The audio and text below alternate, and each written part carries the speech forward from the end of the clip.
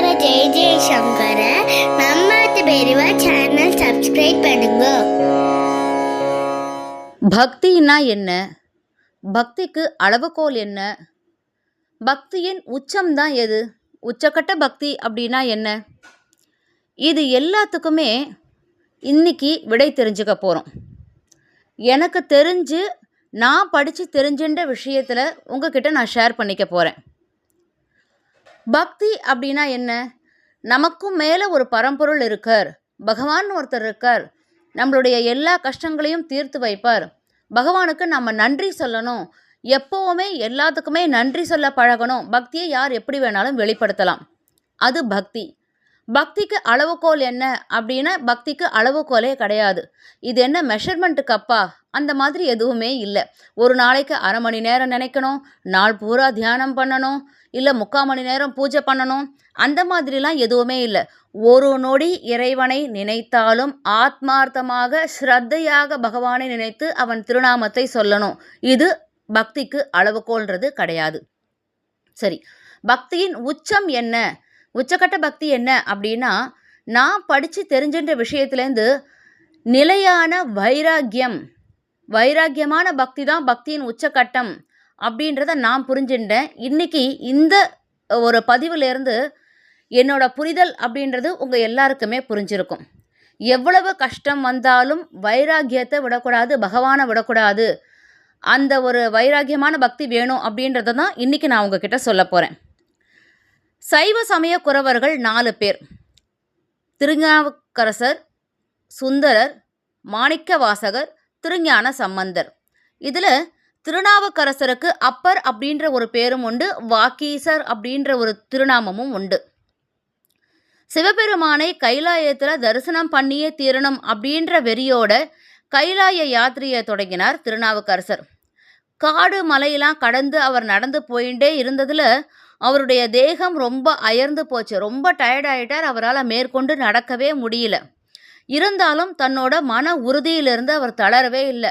என்ன கஷ்டம் வந்தாலும் சரி, எப்படியாவது சிவதரிசனம் பண்ணித்தான் ஆகணும் அப்படின்ற முடிவில் மூச்சு இறைக்க, தேகம் தரையில் தேய, கைலாயத்துக்கு தன் தேகத்தை தரையில் தேய்ச்சுண்டு ஊர்ந்துண்டே போனார் அப்பர்.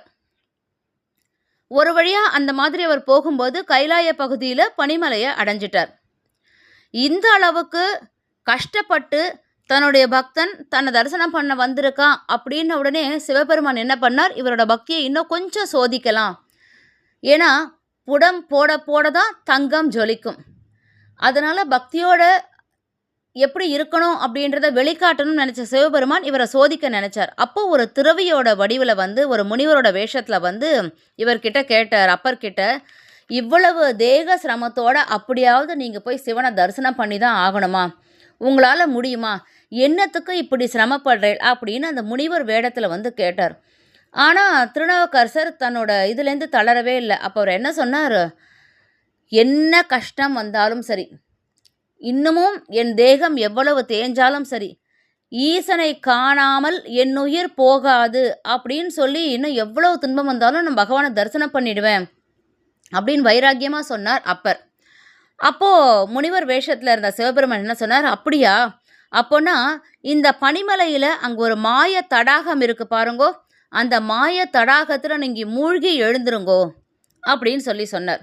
இந்த துறவி சொன்னதை கேட்ட அப்பர் பெருமான் அந்த பனிமலையில் இருக்கக்கூடிய மாய தடாகத்தில் மூழ்கிய அடுத்த நொடி 10,000 கிலோமீட்டர் தொலைவில் உள்ள தமிழ்நாட்டின் திருவையாறில் இருக்கக்கூடிய திருக்குளத்திலிருந்து மகா தெய்வீக ஒளியோடு வெளிப்பட்டார் திருநாவுக்கரசர்.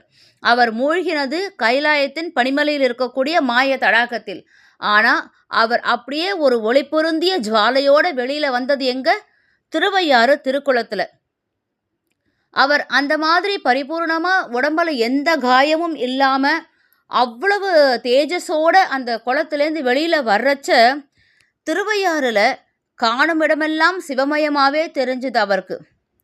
ஒட்டுமொத்த திருவையாறே பனி கைலாயமாக மாறி இருந்தது. லோகத்தில் இருக்கிற அத்தனை ஜீவராசிகளும் சிவசக்தி வடிவமாகவே தெரிஞ்சுது. அந்த நேரத்தில் வான்வெளியில் உடுக்கை சத்தம் முழங்க நந்தி வாகனத்தில் கோட்டி சூரிய பிரகாசத்தோடு சிவசக்தி ஸ்வரூபமாக காட்சியளித்தார் சிவபெருமான். சிவபெருமானை கைலாயத்தில் தரிசனம் பண்ணணும்னு ரொம்ப கஷ்டப்பட்டு போன திருநாவுக்கரசருக்கு திருவையாறில் சிவபெருமான் தம்பதி சமேதராக நந்தி வாகனத்தில் காட்சி கொடுத்தார். இப்போ சொல்லுங்கோ, இதுதான் பக்தி. வைராகிய பக்தி அப்படின்றது தான் பக்தியின் உச்சம்.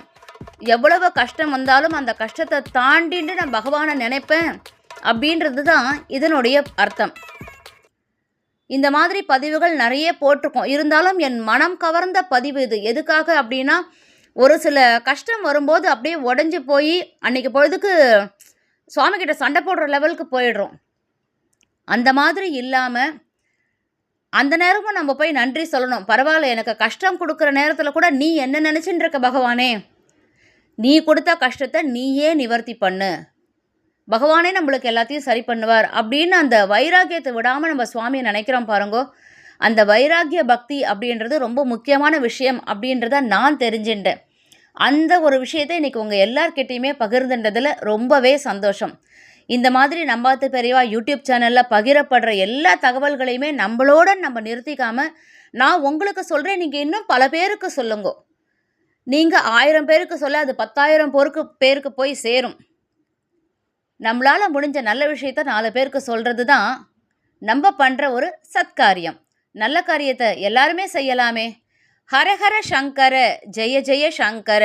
ஸ்ரீ மகாபெரிவா சரணம்.